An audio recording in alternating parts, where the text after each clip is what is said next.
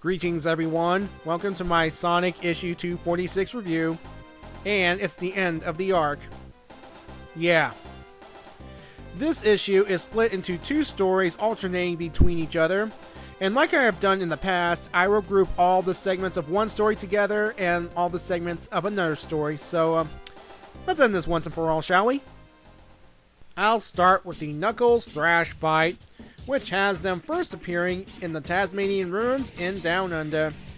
Over the course of the fight, Knuckles forces Thrash through a building which contains an elderly Tasmanian devil woman guarded by devil dogs?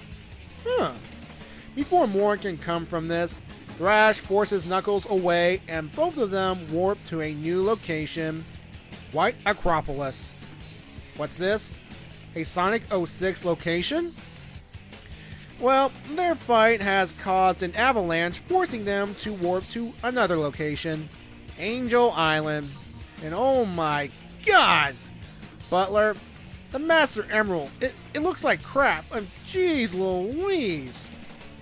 Thrash dives off Angel Island and disappears into the warp ring, and Knuckles manages to catch the ring before it vanishes. And what's this? It doesn't work anymore? And oh, look who's back from a superior arc. The Chaotix wonder where the girls are, and look, Julie Sue's gun makes a cameo. Having failed, all Knuckles can do is take his frustrations out on the ground in front of the baffled Chaotix. Over on the Team Fighters front, upon seeing Shard and recognizing him as Mecha Sonic, yes, you heard me, Team Fighters went on the offensive. I know what you're thinking. Shard's good now. We, the audience, know that he's good. Sonic and company don't. To be fair, he did kidnap Amy in issue 25, and there was that whole volcano incident in issues 86 through 87 with Sonic and Tails. The Crude Zoo had recovered from Shard's spin dash and wants to absorb him as well. Shard convinces Sonic to help him take care of the Crude Zoo, and the two of them start dragging it along the ground. Tails and Amy realize that the four of them can't defeat the Crude Zoo, and Tails asks the imprisoned Devil Dogs for help. Sonic and Shard are having a nice chat while still dragging the plant about how they survived their supposed deaths. Sonic asks why Shard is here, and Shard's response, well, it made me grin. But Shard did name drop Uncle Chuck, and Shard is here to make sure that Team Fighters are on track to rescue Sally. Boy, the Crude Zoo must feel humiliated by this action, and it's about to get worse.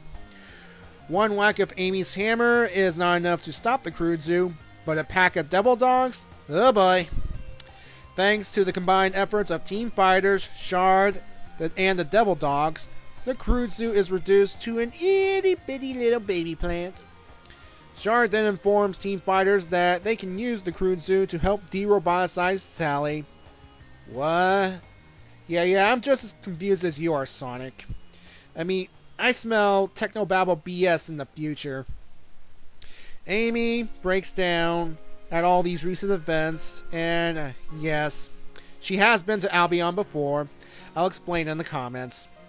Plus, this hug between her and Sonic, it's meant to be platonic, but Sonic-Amy shippers will have a field day. Shard offers to help fix the tornado because Nicole wants to put a tracking device on the plane. And so Team Fighters are tracking the Death Egg, and they themselves are being tracked. Okay. After parting ways, Shard informs Silver that Team Fighters are on their way to the Northern Tundra, and the Psychic Hedgehog is under time constraints. Looks like it's back to the traitor plot next issue. One way to describe this issue, and the arc overall, meh. Could have been better. It could have been worse too, given the amount of sudden changes. But some people will still think that this is the worst the comic has gotten. That being said, I will point out some interesting things in this issue. First, there are some continuity nods that include the events of issue 25, Amy's kidnapping, 86 and 87, the volcano, and issue 125, the quantum dial. Amy mentioned being in I'll Be On Before references to a couple of backup stories in issues 89 and 90. In those issues, Amy, along with Knuckles, Bunny, Antoine, and her cousin Rob, visited the city, and it's also when Knuckles turned green. I do like that there is a nod to another game series with Shard saying, "It's a secret to everyone." That is actually the infamous line often spoken in the Zelda series, and I admit, it made me grin. It made me grin. Now, the Knuckles-Thrash fight, which had the least focus in this issue, it was interesting because there was no dialogue.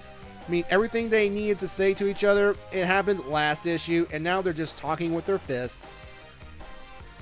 Now, this old Tasmanian devil woman, who is she? Thrash's mom? Aunt? Grandma? Who knows? It does present a mystery here, doesn't it, folks? It does present one heck of a mystery. Too bad it's not addressed further, for now, or ever. Now, the whole Shard Crude plot that pretty much dominated this issue. This whole thing about the Cruzu being the key to de-roboticizing Sally. Not buying it. I'm not buying it as of now. I mean, you gotta do a lot to convince me of the science behind this. Otherwise, it's just a pull out of the rear. Well, anyway, that's all I have to say about this issue. I mean, the arc in general has suffered from from executive meddling, and what can we do about it? I mean, the fact of the matter is, what happened happened. I mean, some could say this issue is ruined forever, some can say the comic is ruined forever, but all we can do now is deal with the consequences. And that being said, I'll give this issue a 6.7 out of 10. And thankfully, we're about one issue away from the beginning, or scratch that, from this comic entering the Mega Man crossover. So hopefully it'll bring back some fun into the comic. Anyway, I am done with the story, and I am done with this arc. See you later. Oh, one thing I forgot. With Shard being mentioned as Mecha Sonic, it makes sense because he was referred to as Mecha Sonic in the past.